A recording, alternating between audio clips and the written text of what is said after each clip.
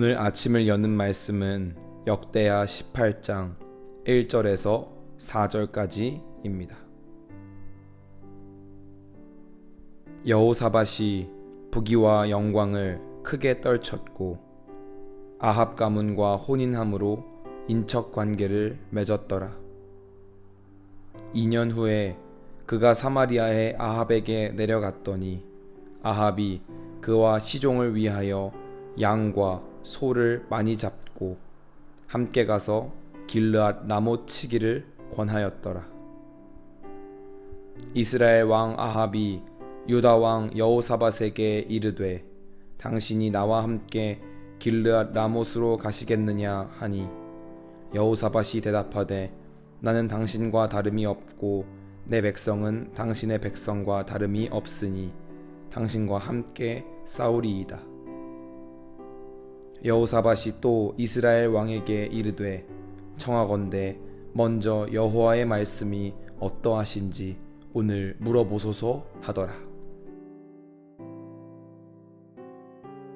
역대하 18장은 남유다의 왕이 된 여호사밧이 자신의 아들 여호람을 북이스라엘의 왕 아합의 딸과 혼인시킴으로 두 왕국이 동맹을 맺는 장면을 소개하고 있습니다.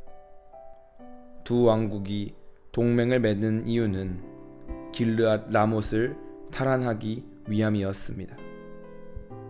이 땅은 아람이 전쟁에 패한 후 돌려주기로 약조했던 곳이지만 3년이 지나도록 반환이 되지 않았기에 두 왕국이 손을 잡고 땅을 탈환하려는 전쟁을 계획했습니다. 이때 여호사밧은 전쟁을 하기 전에 하나님의 뜻을 먼저 묻자고 합니다.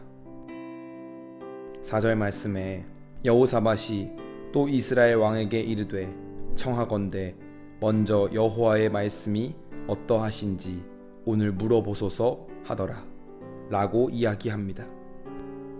이 장면만 보면 여호사밧이 하나님의 말씀을 매우 중요하게 생각한 것 같습니다. 그러나 17장부터 18장까지의 그의 행적을 살펴보면 여호사밧의 이중적인 태도를 볼 수가 있습니다. 역대하 17장에서는 흠없는 여호사밧의 모습을 소개합니다. 17장 3절과 4절은 여호와께서 여호사밧과 함께 하셨으니 이는 그가 그의 조상 다윗의 처음 길로 행하여 바알들에게 구하지 아니하고 오직 그의 아버지의 하나님께 구하며 그의 계명을 행하고 이스라엘의 행위를 따르지 아니하였음이라 라고 말합니다. 다윗의 길을 걸었다는 말을 들을 만큼 그는 하나님께 사랑받는 사람이었습니다. 그러나 18장에서 북이스라엘의 아합 왕과 사돈을 맺을 때는 하나님의 뜻을 전혀 구하지 않습니다. 아합 왕은 이세벨과의 혼인을 통하여 북이스라엘 전역에 우상이 가득하게 한 장본인입니다. 그런 아합 왕과 손을 잡음으로 남유다에도 우상이 가득하게 만들었습니다. 이 과정에서 여호사밧은 하나님의 뜻을 철저히 배제합니다. 또한 전쟁을 하러 나가며 하나님의 뜻을 구할 때 400명의 거짓 선지자들의 말은 구별했지만 분명 전쟁을 하러 가지 말라는 하나님의 말씀을 전달한 미가야 선지자의 말은 무시하고 전쟁을 하러 나갑니다. 그 결과 전쟁에서 참패를 경험하게 되고 죽을 뻔한 위기를 간신히 넘깁니다.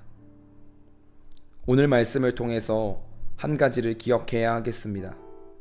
여호사밧과 같이 선택적인 신앙생활을 해서는 안 되겠습니다. 어떤 것은 묻고 어떤 것은 마음대로 하며 어떤 일에는 하나님의 뜻을 구하지만 결정적인 순간에는 하나님의 뜻을 철저히 배제하는 이런 선택적이고 이중적인 신앙생활을 해서는 안 됩니다. 여호사밧의 이러한 신앙은 결국 이후 여호람과 아하시아로 이어지는 답답한 시대의 원인이 되었습니다. 오늘 본문을 통해서 한 가지 기억해야 할 것은 성도는 모든 순간 하나님의 뜻을 구하는 사람이어야 한다는 것입니다. 내 생각과 느낌에 따라 하나님의 뜻을 구하거나 내가 원하는 말씀에만 순종하는 삶이 아니라 어떠한 상황에도 하나님의 뜻을 구하고 그 말씀에 순종하는 사람이 되어야 합니다. 때론 이해할 수 없는 말씀과 명령이 우리 삶에 주어지더라도 하나님을 신뢰함으로 믿음의 발걸음을 내딛는 성도님들이 되시기를 바랍니다.